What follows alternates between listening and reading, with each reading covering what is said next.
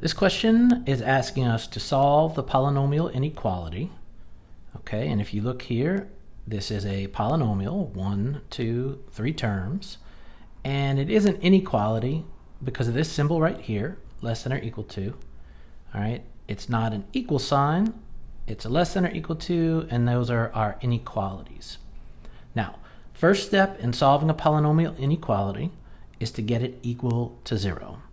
So I am going to subtract 6 from both sides, and it's going to look like this. 2x squared minus 3x minus 6 is less than or equal to 0. Okay, and how do I remember to get it equal to 0? Yep, I put a smiley face in the 0. Now, I need to try to find the factors, or the zeros, of this polynomial function right here. So I'm going to try to factor it. If I factor it, I'm going to get 2 binomials. Okay, and you can try to factor it by trial and error if you want. I usually use the AC method. Let me come over here to do the AC method. And let's see what happens. All right, my polynomial function is f of x is 2x squared minus 3x minus 6. 2x squared minus 3x minus 6. That's my trinomial, my polynomial. A is 2 and C is 6. Right? It doesn't start with a 1. So I'm going to try AC method. 2 times 6 is 12, and I list all of my multiples of 12. 1 and 12, 2 and 6, 3 and 4. So AC is factored by grouping. I look at the middle term, and I want to create this middle term from one of these pairs down here. And I say, which of these pairs can I subtract to give me a negative 3? And not this one, not this one, and not this one. So guess what? AC method does not work for this problem. Okay, it cannot be factored. So what I'm going to have to do is I'm going to have to use the quadratic formula. When you can't factor it, you use the quadratic formula. Okay, and I have it up here. Quadratic formula. Now I didn't know that until I tried to factor it first. But now I tried to factor it. So let's do the quadratic formula. All right, so to find my x for the quadratic formula, x equals, right, and I have a video about this where there's a song which helps me remember it.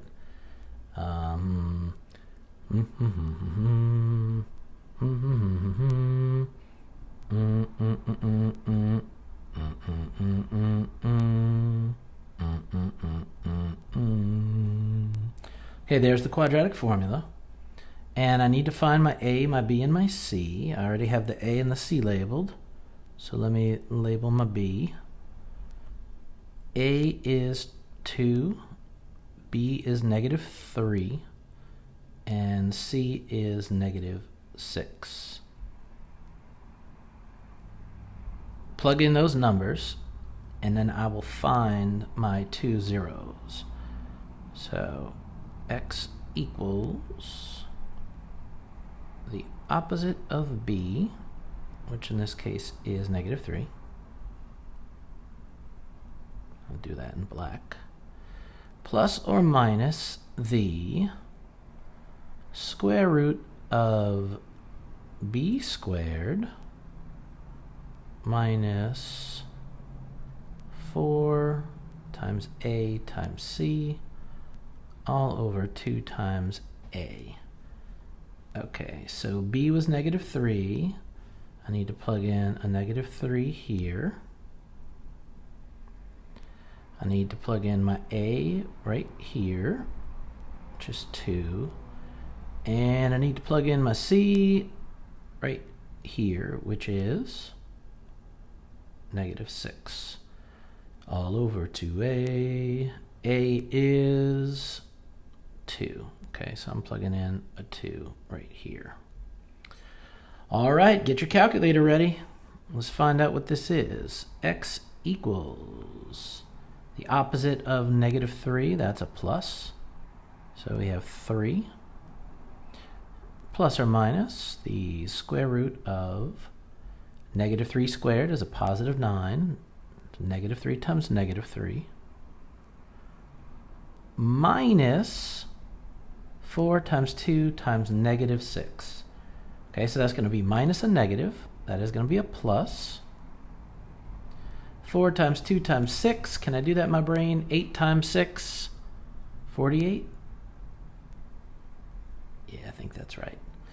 On top of 2 times 2 is 4. Okay, next step, let's put these two together under the radical.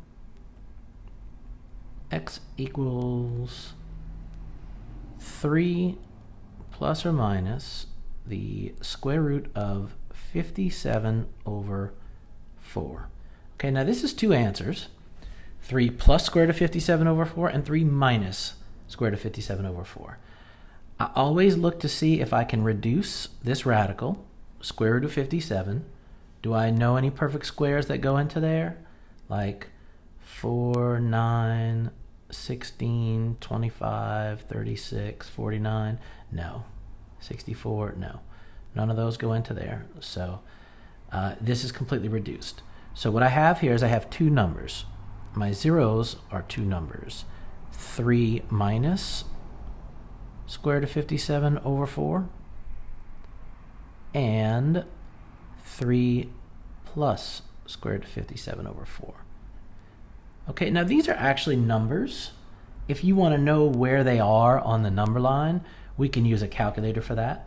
So let's use a calculator. Let's approximate what these two numbers are. All right, you have your calculator ready? Let's do it. 3 minus second square root of 57 equals, and let's divide that by 4. And that's negative 1.137. So let me put it down here in brown. Negative 1.14. Okay, I'll just round to 2 decimal places. Let's find this number. 3 plus second square root of 57 divided by 4, and that is 2.63745, and on and on and on till the break of dawn. 2.64. Okay, so this is what these numbers are. This number right here is in between -1 and -2. This number right here is in between 2 and 3. Okay, so let's go straight to our number line. Okay, we know what x is here. All right, x is this right here. Let's go straight to our number line. Here's our number line. I'm going to put these 2 points on my number line. So the smaller one is 3 minus square root of 57 over 4, and the larger one is 3 plus square root of 57 over 4. It would have been nice if these numbers weren't like this. They were nice, handsome numbers, but they're not, and that's fine. And now I need a test point. Okay, I need to test every section. All right, I need one test point in the middle, one test point on the right, and one test point on the left. Okay, that's how we're doing this one. Test points. If you get a test point that is true on the left, the whole left is true.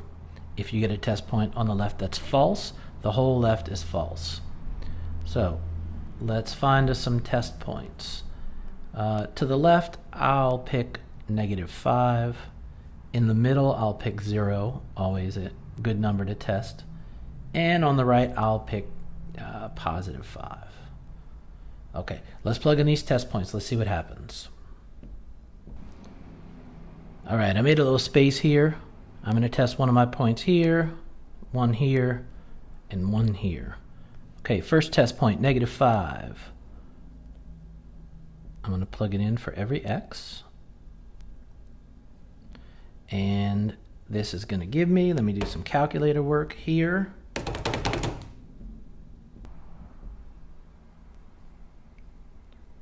All right, that gives me 59. Is 59 less than or equal to 0? Nope. So everything in this section is a no. All right, let's test our next point. I'm going to test a 0 and a 0. All right, let me do some calculator work here. And I get -6. Is -6 less than or equal to 0? Yes. So everything in this middle section is a yes. And it's going to be shaded. And let me test my last point on the right. It's going to be 5. Put a 5 in here and a 5 in here. Let me do some calculator work. And I get 29. Okay, is 29 less than or equal to 0? No.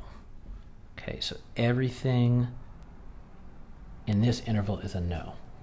Okay, so the parts that are shaded on my graph is right here. All the parts that were yes. If 0 worked, everything in this interval is going to work.